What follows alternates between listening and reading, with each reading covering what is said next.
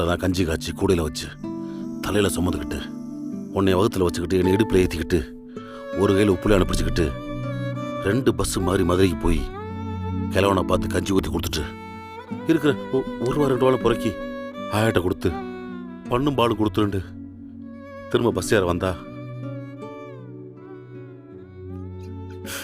ஆத்தா கையில் 4 கூட இல்லைடா.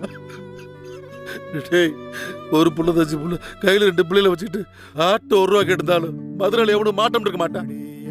ஆனா நம்ம ஆத்தா என்ன பண்ண தெரியுமா? அங்கன பக்கத்து டீ கடை கட்ட போய் என்ன இருக்கிற பாத்திரம் கிளாஸ் எல்லாம் கழுவி வைக்கிறேன், எனக்கு பஸ்ஸுக்கு போக 1 ரூபாயும் என் புள்ளதுக்கு இருக்கு ஒரு பண்ணு தெரியாதுன்னு கேட்டாடா. ஆனா அந்த டீ கடைக்காரரு ஏன் தாய் இதெல்லாம் எடுத்து தின்ன சொல்லுத்தான்னு சொல்லி கூட பப்புக்கு எல்லாத்தையும் கழுவி போட்டு 1 ரூபா வாங்கிட்டு நம்மள ஊருக்கு கூட்டி போனாடா.